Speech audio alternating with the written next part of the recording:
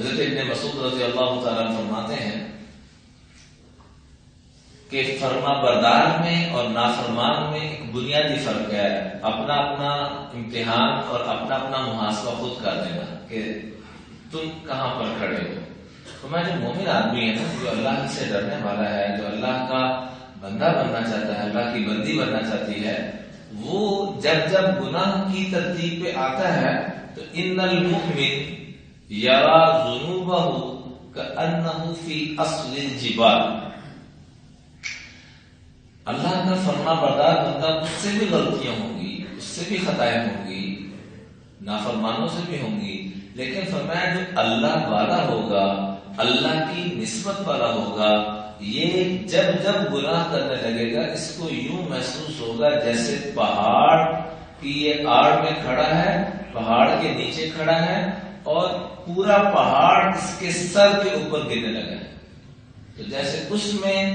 تباہی سے بچنے کے کوئی چانس باقی نہیں رہتے۔ فرمایا مسلمان کی شان یہ ہے، مومن کی شان یہ ہے کہ یہ جب جب گناہ کرنے لگے یوں اس کو محسوس ہو جیسے یہ پہاڑ کی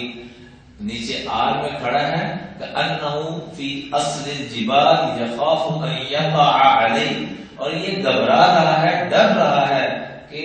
کہیں یہ پہاڑ سرک رہا ہے، میرے اوپر نہ آ جائے۔ پہاڑ تو سڑک پہ آگے تو سارے نظام ادھر کے ادھر، ادھر کے ادھر تباہ و برباد ہو جاتے ہیں، تو اگر سڑک کے اوپر آ جائے، ہمارے کچھ دوست گئے ہوئے تھے شمالی علاقہ کی طرف، تو وہ بیچارے اس طرف پہنچے ہی ابھی تو پتہ لگا کہ پہاڑ سڑک پہ آ گیا، اب اتنے دن لگیں گے اس سے پہلے نکلنے کے کوئی چانس نہیں ہے۔ تو پہاڑ سڑک پہ آ جائے تو سارے نظام درم برم ہو جاتے ہیں، اور اگر پہاڑ سر پہ آ جائے تو پھر کیا بنے گا۔ مومن کی شان یہ ہے کہ یہ جب جب گناہ کرنے لگے تو اس کی کیفیت اور اس کے اندر کے یہ جذبات ہوں، اس کا یہ اندر کا معاملہ ہو کہ یہ یوں محسوس کرے کأنہ